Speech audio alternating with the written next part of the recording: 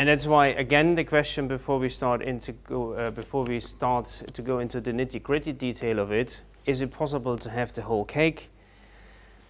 We went through these bubbles before, and the answer seems to be flexibility. How much flexibility do we need? How much flexibility can we afford? All these questions need to be answered when we are designing or when we attempt to design a future-proof laboratory facility.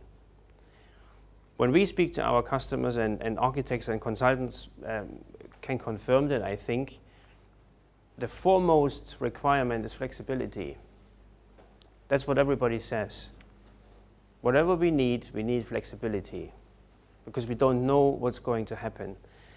There's a problem with flexibility as well, because different people mean different things. Flexibility for a developer or an operational person who is running the lab, or the user, may mean completely different things. Or it is certain that flexibility means different things to different people. And that's why it is always worth to think about flexibility when we start the process, because there's a huge range to be covered. Ultimately, we are coming back to the question, can we afford the holistic view, and can we make it work after all? Can we cater for all these uncertainties and requirements? Okay. Any questions so far? No? And we're starting with the nitty-gritty of laboratory facilities. Now, we always work in terms of levels of flexibilities. When we are exploring operational requirements, when we are talking to our customers, we try to identify what kind of flexibility they really need. And not because of cost, we come back to this later, because flexibility is affordable.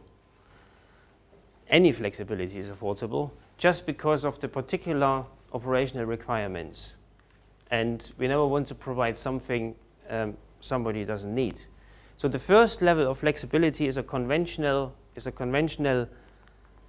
layout with flexibility along the benches, the bench runs. You see units on plinths, a traditional worktop, and the services provided along the bench run. There's different ways of providing these services. The problem with this arrangement is that it is obviously not flexible in terms of room layouts. You cannot just simply take a service spine out and put another service spine. So your flexibility is limited to the worktop itself and the service provision. It is obviously responsive to operational changes along the bench. Now, if one goes for a modular system, that first degree of flexibility already gives you a lot of options, and I want to show you an illustration of that. Now, this is again a traditional layout, a wall run, some units on plinth, some mobile units, some sort of service provision above the bench, and this is how a lab looks like. If the system is modular, one would assume that you can add and take away components quite easily, cost effectively, and fast. Yeah, you don't have to wait for a production time that is associated with bespoke elements. And this is how it works. So you change elements, and this is quite interesting, because here you can see no gas services, and the next slide, all of a sudden, gas and water appears. Yeah, and these changes are done very easily, quickly, and cost-effectively. All sorts of accessories can be added: paper towel holders, pipette holders, dispensers. There's no limit to it. facility people managing the facility can often do the changes themselves. No specialist is required.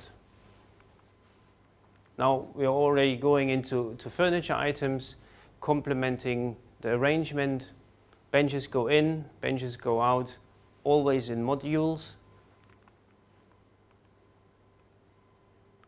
Different type of benches, H-frames, C-frames, whatever a laboratory needs. All of a sudden a write-up space is created. We need more storage above the bench, so we will add more storage above the bench as we go along, maybe in 5 years' time, maybe in 10 years' time. Suspended cabinets, and that's the end of it. So this is the first. That's what we understand with on the first level of flexibility, meaning we can change the immediate working environment along the bench quite easily. If this is not enough, if we are not certain about user requirements, for instance, if you are not certain about, or if we know already that this particular team we are building the facility for is moving out after 2-3 years' time, and we have to attract new tenants. Attracting new tenants is a big problem, because everybody wants to work in a nice laboratory. Not only aesthetically looking, also fulfilling their operational requirements. Attracting new tenants nowadays, when we talk to science parks, is a lot about two things. Can we do it quick enough, because there's a lot of competition, and can we offer the client to build the facility, their immediate space, around the operational requirements and not the other way around.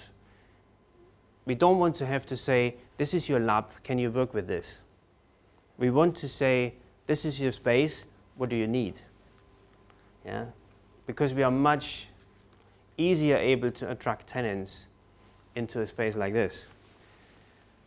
If this is required, we need to separate services from the bench.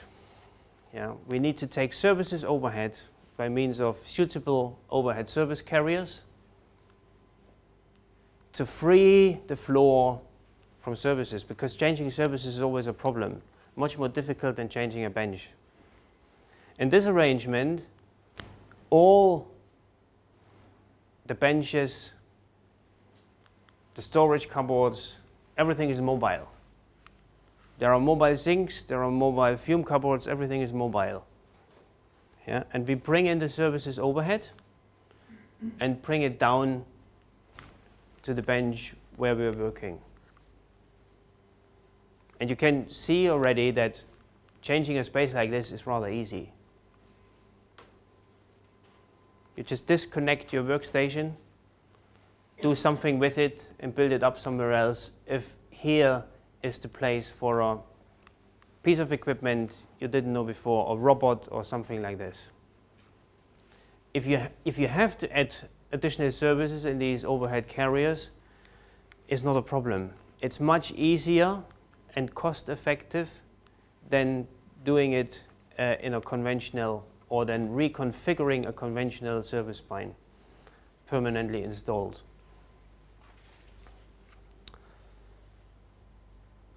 And therefore the advantages are all the services are bundled in the overhead service carrier, and ideally the system offers plug and play. Yeah? So you're not fixed to any given setup anymore. Wherever you need the service that is already provided in the service carrier, you can plug it in, you can plug it out, but as well obviously add new services that may be required. The limitations of the second level clearly is that the overhead service carrier needs to have a given room layout to function.